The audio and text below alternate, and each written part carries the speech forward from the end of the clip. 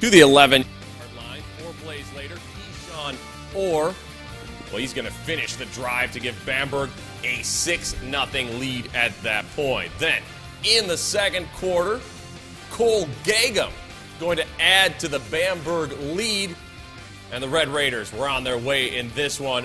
40-6, Bamberg Earhart pulls away to get the win. 10-0. You're watching Football Friday Night. Football Friday Night is powered by McDonald's. I'm loving it. The Human Motion Institute at Doctors Hospital. We wrote the playbook on sports medicine. Nissan. Shop ChooseNissan.com. Georgia Bank and Trust and Southern Bank and Trust. Doing the right thing.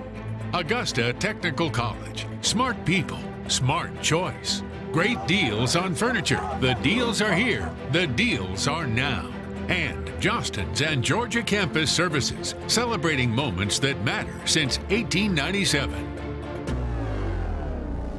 Now, the leader in local high school football coverage, WJBF Sports, brings you Football Friday Night. Hello and welcome to Football Friday Night alongside Nathan Palm. I am Matt Zahn. This was supposed to be the final week of the regular season for most teams in South Carolina. But because of the flooding and postponement around the state earlier this month, the state playoffs got pushed back a week, so there's still an extra makeup week of regular season action for some teams next week. Yeah, most of our area teams playing their final regular season game tonight, and 4 of those teams going head-to-head for regional titles. At Midland Valley, the Mustangs could win the region title outright with a win. Aiken could get a piece of first if they could get the win. Midland Valley head coach Rick Knight told the Aiken Standard earlier this week he's calling this the Ricky Bobby game. If you ain't first, you're last. The student section in Mustang Valley hoping to see a little bit of history tonight. Midland Valley up 14-7, driving for more early in the third, but the ball pops loose. Jalen Simmons is there to pounce on it for the Hornets. Fourth quarter, still 14-7 Mustangs, but not for long. Here comes Aiken. Brayton Sanders in for 6, and this one is tied at 14. What a ball game in the Valley. It stayed tied for all of about 7 seconds on the game clock, from the next play from scrimmage. Draquan Carr, he will disappear behind the bench, and the next time we see him, he's in for 6, 70 yards for not only the go-ahead touchdown, but as it turns out, the game-winning and region-winning touchdown. 21-14, Midland Valley beats Aiken to clinch the region title.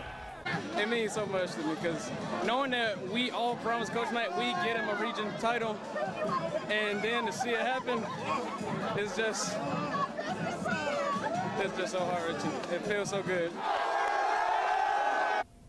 Boy, what a finish at Midland Valley. Region title on the line at Barnwell tonight as well. The Warhorses and Silver Bluff both coming in unbeaten in 2A Region 5 third quarter. Devontae Hill goes 90 yards around the right side.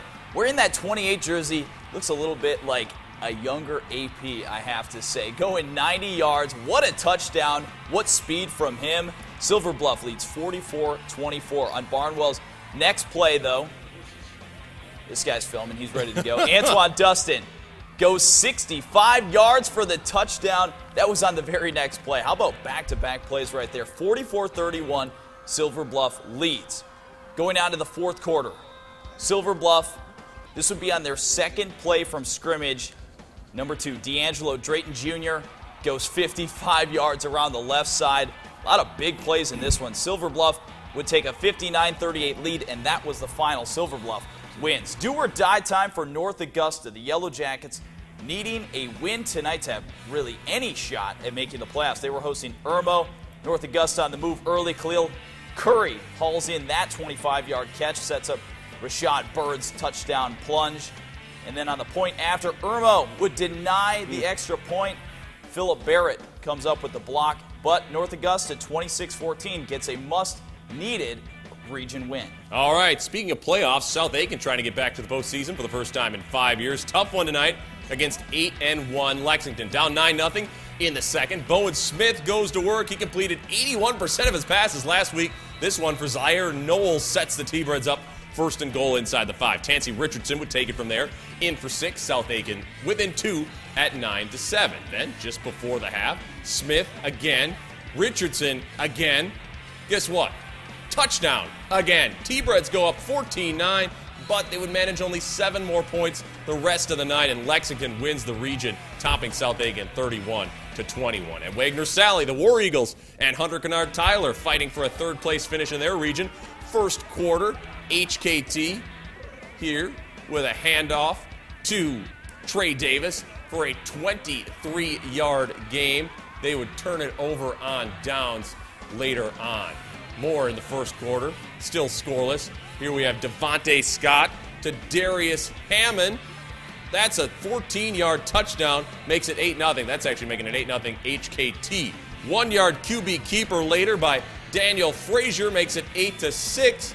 And Wagner Sally falls in this one. Final score would be 32-6. So again, the playoffs in South Carolina in 1A through 3A will start in 2 weeks. 4A won't begin for 3 weeks on November 20th. And in Georgia, the second to last night of the regular season tonight, we've got a monster showdown on Game Night Live coming up in a bit. But first, plenty of other big games in the GHSA, including a key late season city battle between Josie and Butler. That and much more when Football Friday Night continues. We are the Midland Valley Cheerleaders. Stay tuned for more Football Friday Night with Matt and Nathan on News Channel 6.